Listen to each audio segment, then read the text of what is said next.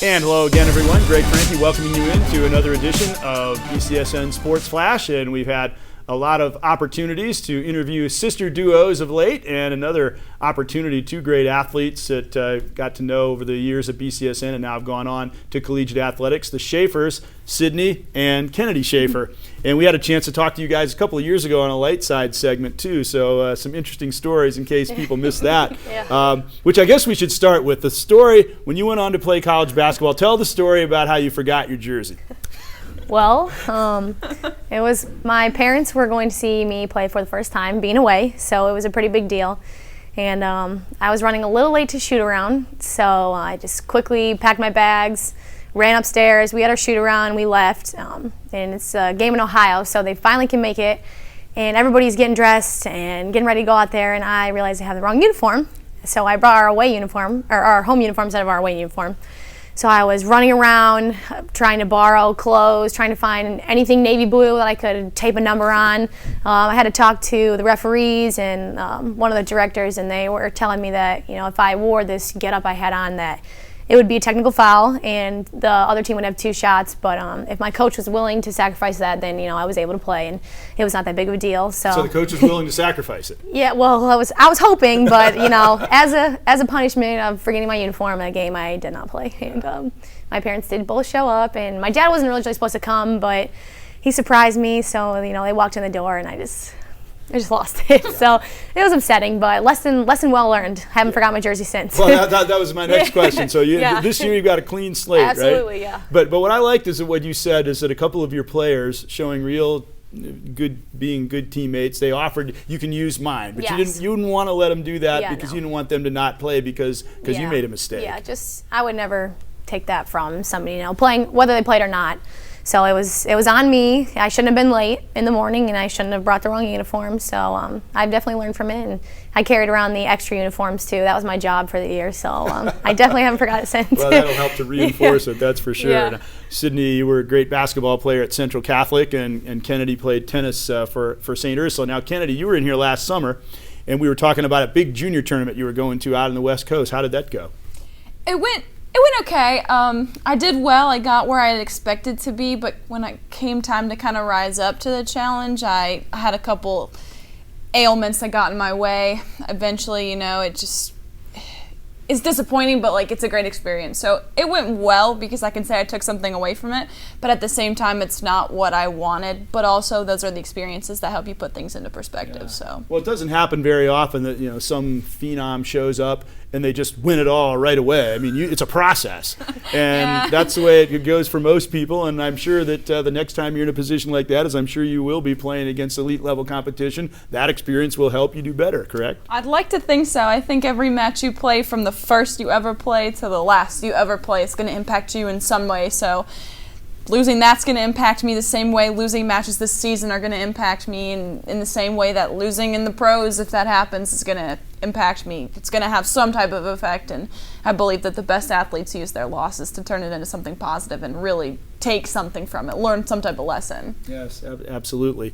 Now, you must have been interesting. You played basketball at Central, and now tonight, before you came over here, you were watching your little sister play basketball for Central Catholic. I'm sure that must have been kind of an interesting moment, realizing, hey, time's been flying by pretty fast, hasn't it? I feel old. I definitely feel old, yeah. We got here and she goes, high school, I'm so old. I felt old, so. But it was really great to see, you know, my younger sister playing at the same school I played at, wearing the same uniform, you know, so it's exciting. It kind of makes me think about like a coaching perspective, like, you know, I could see, you know, that would be a fun experience to, you know, have, but it was great to see her out there, and it's always great to be back at Central. Love being back at Central. So the one thing I notice about the age thing is every year those high school players look younger and younger and younger, much more so even than when BCSN started.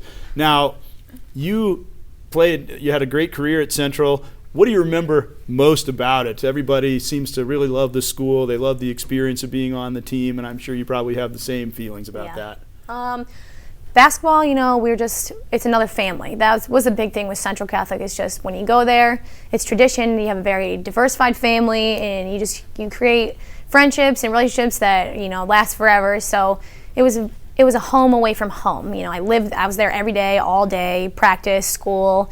So, when you come back, you feel just as welcome as, if you were a student there. And so it's great to see old coaches and teachers, and it's great to see that she'll take away that experience that I took away, because, I definitely pushed her to go there.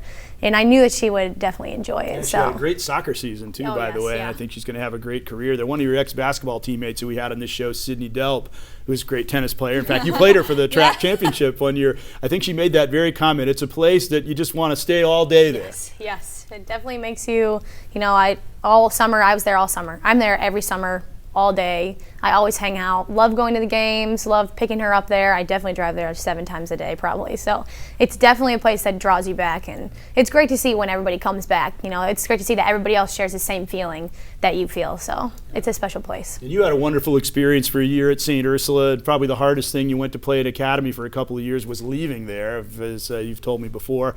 And you had a wonderful coach in Mary Kay Minder, and a great experience at St. Ursula too, right? I was pushing her to go to St. Ursula. We had some really we had some aggressive family debates that went on over this, but I loved my experience at St. Ursula, and my mother went to St. Ursula and she loved it. And so when Chloe was set to go to St. Ursula, I was like, I'm so proud of you. I've never been more proud of you. You've made the right decision. And then I get a phone call and she's like, I'm going to Central. I was like, excuse me? That's not how it's supposed to be. But I could say the exact same thing. I guess it's just a matter of where you feel most comfortable at. But St. Ursula was my family.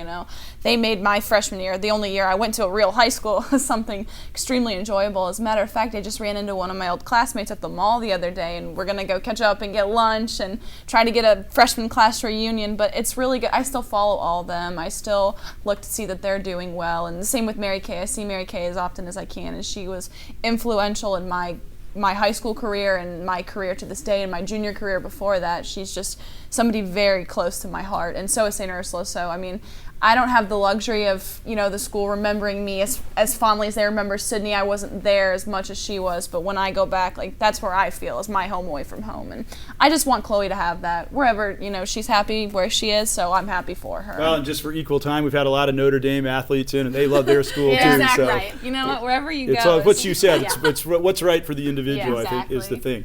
Now, each of you, I'd like to maybe talk about your experiences in collegiate athletics, because I know both of you have had your ups and downs. And going over, I remember when we talked to you before, said, it's so time consuming to be a collegiate athlete, plus you're a medical student, you're getting ready to enroll in med school. And I think you made the comment that there's really not much time for anything else. Nope. And so you must be tremendously disciplined to do that. Talk about the lifestyle that you've had over these last few years with arduous academic studies and playing collegiate athletics. Well, going into pre-med, I had a bit of an inkling that it was going to be tough, but definitely doable. So freshman year wasn't as bad. My sophomore year hit me really hard. I had my organic chemistry, so that definitely was an obstacle. But made it through, and kind of once I realized that I could make it through something that was that hard, that I could really ultimately do anything, especially with playing basketball too, because it's all year round. Once you get in, you have a week to settle in, and then it's off to workouts, off to running, playing, and so it definitely is time consuming. Get up, go to class, go to the gym, go to class, go to the gym, do homework, go to bed. It's kind of like an everyday thing, but definitely worth it. Definitely love it. And it also, it helps. Like being disciplined on the court helps being disciplined in the classroom, and vice versa. So it's actually worked out really well. So. Mm-hmm. And your career, you've had some outstanding times there. You're doing really well this year, scoring a lot. Got a chance to see you very briefly when your mom was watching the game online the other day. Look, that's a great facility, and looked great in that Battlers uniform there. Thank you. But it's been tough, because there've been some times where you're really on top of the world, and other times that it's tough going, and you had to just keep kind of persevering through all that. Yeah. Well, we had a new coach in the middle of my career, which is one of the hardest things to do for an athlete, is going from a coach that and brought you in to play for, and then you have a new coach who could have new perspectives. And so at first it was a challenge, and he definitely put me up to a challenge, but I definitely improved and showed him what I could do, and it's paid off right now. So I'm having a great season, and can't wait to finish the rest of my senior year. It's going to be a good one. Yeah, the record's not that great right now, but you've been playing great teams every night, right? Oh yeah, we played Lewis University, who is the #1 Division team in the country. So, and they were comparable to a Division I team. They got big girls.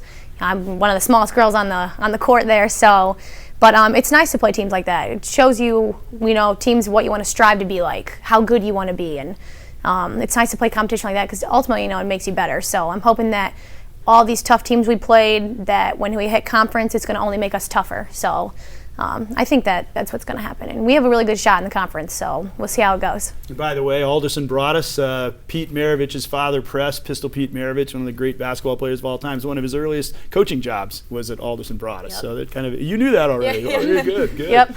Now what about you, Kennedy? You're playing at Georgia, one of the top Division I tennis programs in the country, and you qualified for the NCAA individual tournament last year, although you couldn't play because of injuries, which was really tough. And then the same thing, there's been some difficult times that you have to persevere through, but basically you've been doing extremely well, and it's been very rewarding, I'm sure.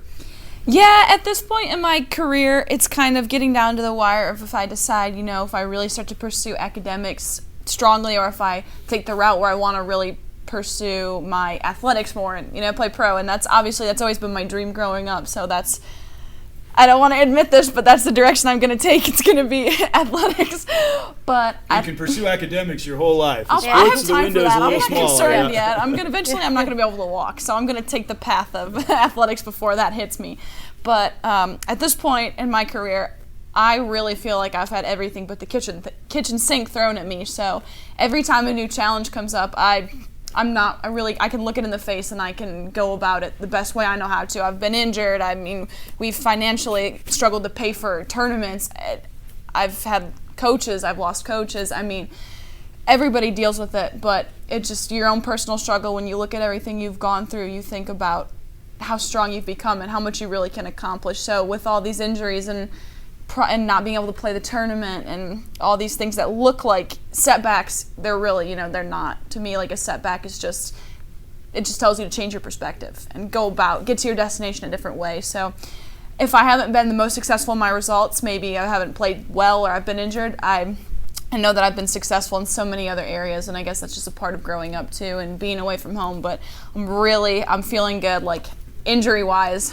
I want to say it and not jinx myself, but everything is good so far. So I'd like to think when I go back for the season, I'm really going to be ready to compete and make up for all the lost time I have and just go at it to the best of my ability. Not many freshmen can say they qualified for the NCAA tournament, so I think you're doing all right. So, and you talked about maybe law school is something you might want to think about doing, correct? Yeah, my family tells me that I have a very argumentative personality. Absolutely. So that I would really excel in this field. Absolutely. They tell me that this is a field that I could really excel in. So right now I'm an international affairs major, and I would, if tennis doesn't work out for me, I'd love to look at going into like international law and handling cases and stuff that direction. Maybe look at the UN and positions with them, and we'll see. I mean, lofty goals. Yeah, I feel like maybe I'll try the UN someday. I feel like whatever field I go into, I'm going to be shooting for here when I'm really about here. So, but that gives you something to strive for. And what about you? You want to be a surgeon or a pediatrician, or what sort of medicine do you want to practice? I'm thinking probably pediatrician, but with the rigorous course that it is, maybe I can. If I was to go the surgeon route, it would definitely be orthopedics. When we were studying anatomy, the bones were definitely definitely piqued my interest. So either one of those, I think I'll be pretty satisfied. Well, you certainly have to show a lot of discipline to be successful in athletics like you guys have, and I'm sure that you're going to be very successful in whatever field you go into as well. And it certainly has been great to be able to just keep in touch with you guys since your high school days. We hope to continue to do that too. Absolutely. Thanks for joining us here Thanks tonight. Thank you for having us. Sydney and Kennedy Shaffer, and this is Greg Franke saying so long on another edition of BCSN Sports Flash.